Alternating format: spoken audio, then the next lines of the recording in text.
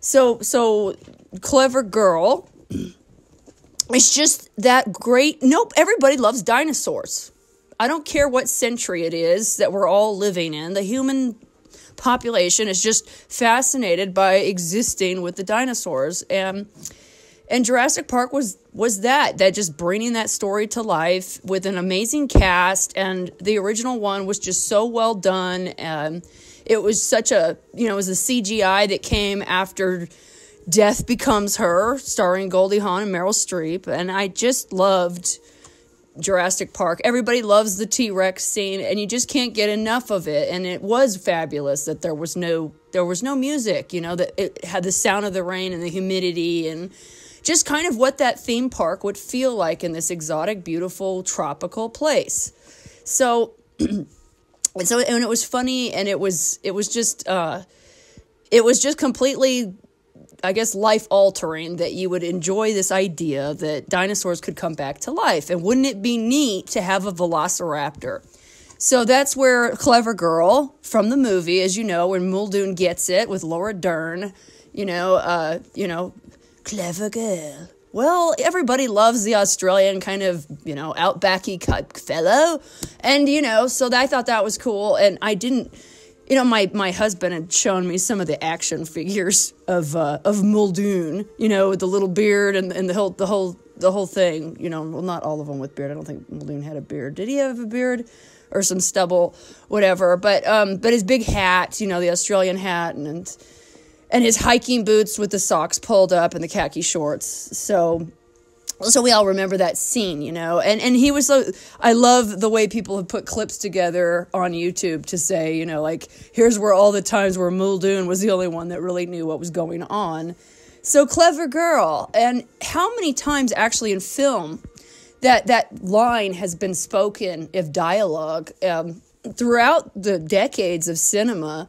And so Clever Girl is, I just thought that'd be a great cowboy boot. So I had this olive green left over, which I had not used, and I had planned originally to use it with something else. And I accidentally ended up with like this kind of deep, almost a navy. It's not navy blue. It's more of a, whatever it is, it's a dark shade of blue, like the night, or when, what's his name, takes the shaving cream and drives off in the Jurassic Park Jeep. And you know what? That was the greatest thing about the Jeep Wranglers was when they had the square headlights. The greatest thing about the mishap with Jeep and the square headlights was that, that was an authentic Jurassic Park Jeep. And I see people selling them from time to time with all the, the decked out Jurassic Park Jeep. And that's the reason to have a square headlight Jeep Wrangler from the 92, 95, whatever years those were of when they switched the headlights.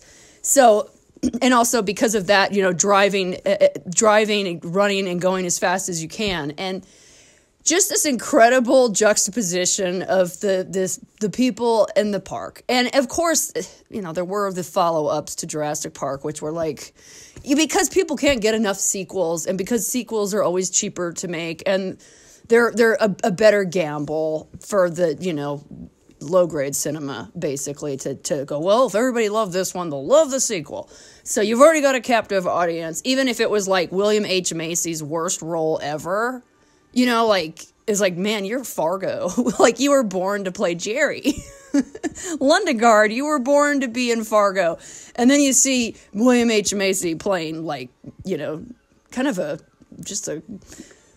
lame dad type character, a weakling type of person. But, when you're offered the opportunity to go work in Hawaii on a movie, you're going to say no, you're going to do it. So for all those reasons, Jurassic Park just had to come out because I had the olive green, the rainy night is what I was thinking about. So I'm kind of conflating a couple things of Jurassic Park, that darkness with the Ford Explorers and the kids, and Ian and Dr. Grant sitting in the Ford Explorers. And that scene, and then the guy I cannot think of his name. What's his name? With the shaving cream. But anyways, I'm spacing out on that, blanking out on that. But So he's in there, and so that kind of lighting of him is getting stuck in the Jeep, you know, before the Velociraptor gal gets him, you know.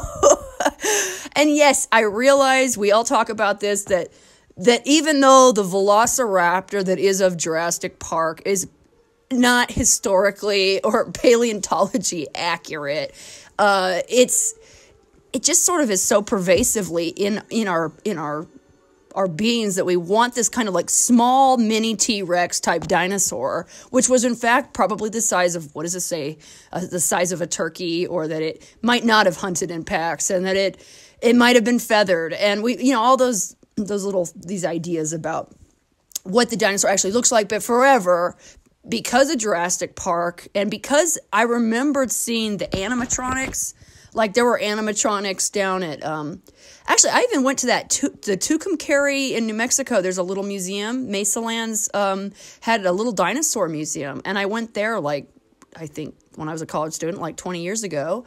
20 years ago. I'm 40 now. I turned 40 this last month.